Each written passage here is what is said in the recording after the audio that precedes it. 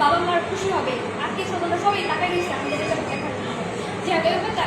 এখন যে আজকে কয়টা দিন থেকে যে পরীক্ষা আছে কিন্তু আমাদের আসি না দেয় আমাদের শুধু দেয় নেই, আমাদের শুধু ঘুরে গেছে বলতেছে রবিবার শুধু ঘুরে গেছে আমাদের বলতে গেছে যে ঠিক টাইম একটা দিতেছে না দিতে আসলে আমরা কি করবো বলেন। আর একটা দিন আসলে বলতে আমরা অনেক আশা দিয়ে পড়াশোনা করছি। আসলে ঘটনা আছে কি, তোমরা হলো বাঁকা পথে চলে গেছো।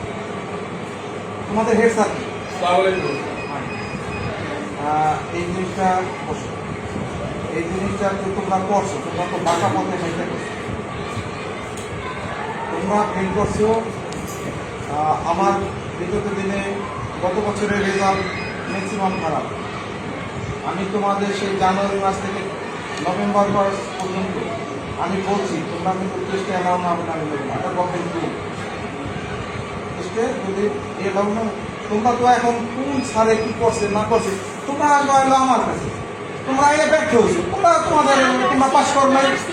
এখন তোমরা আমার কাছে আমি এই যে প্রথম শুনলাম যে সোহেল স্যার এবং আকি নুরালো টাকা ধরছে, নুরালো টাকা ধরছে এই শুনলাম, এই সাংবাদিক ভাইরা আমার কাছে বলবে আমি একটু আশ্চর্য।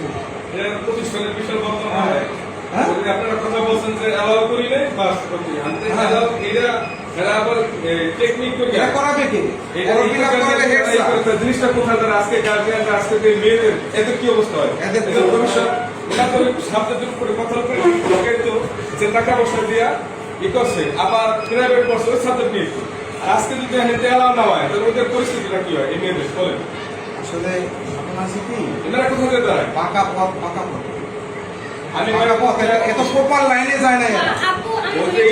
আমি রাজনীতি মামলা আমি ছিলাম ভিতরে পরে আমার ওইটা যে পরিস্থিতি গেছে শুধু করছি ভাই বঙ্গবন্ধু খেসুরি খেয়েছি কি আবার এই অপরাধে করলাম যে স্যার বঙ্গবন্ধু খেসুরি খেয়েছে এই অপরাধে দিলেন খেসুরি খান নাকি করতে পারে তো কাছে আলহামদুলিল্লাহ মানিয়ে নিলাম। এই মুহূর্তে আমি এই মেয়ের ওদের মুখ থেকে টাকাইয়া যে না স্যার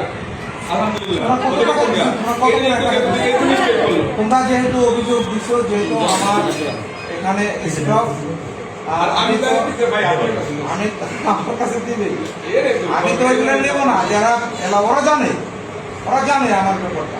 আমি ওদের অনেক আগে থেকেই 7-8 মাস আমি বলছি যে ওদের কাছে গেছি, আমি প্র্যাকটিক্যাল ওদের কাছে গেছি যে তোমরা যদি লেখাপড়া না করো টেস্টে এলাও না আমি দেবো না। স্যার তারপর কি হয়েছে, আপনি হচ্ছে যখন আমি আসছিলাম এনে তারপর আপু জেলা থাকা সত্ত্বেও আমি অনেকবার আসছি আপনার কাছে বলছি, আপনি আমার রেজাল্ট দেখছেন, দেখার পর বলছেন কি যে তুমি হচ্ছে দুইটা মিলে আপনি বলছেন তুমি দেশে চলে গেছো কিন্তু আরেকটা তুমি নিচে পড়তে কিন্তু টাইম শেষ হয়ে গেছে, এর জন্য আপনি নিতে চান না। আমার টাইম শেষ, আমি আমার তো টার্গেট আছে, শোনো আমাদের একটা টার্গেট আছে।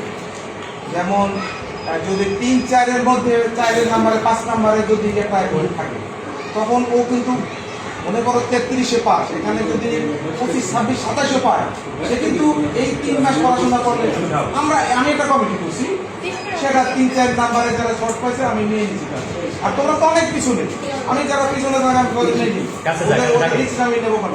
আমার রেজাল্ট খারাপ হলে আমি তো আমাকে গভর্নমেন্ট থেকে চাপ আছে, আমি করছি সরকারি আইন মোতাবেক। তোমরা যে এই যে গোপনে টাকাগুলো আমার শিক্ষক, শোনো ঠিক আছে তোমাদের অভিযোগটা ঠিক আছে, আমার শিক্ষক কেন করলো এই আমি জানলাম। এখন তো আমার মানে তাদের আমি ডাকবো কিভাবে এই 2 নম্বরের জিনিসটা করলো সেটা আমি বলবো।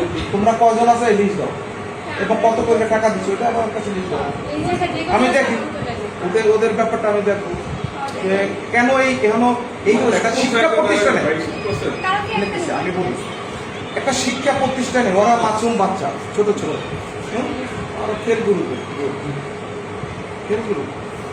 মানে পড়াশোনা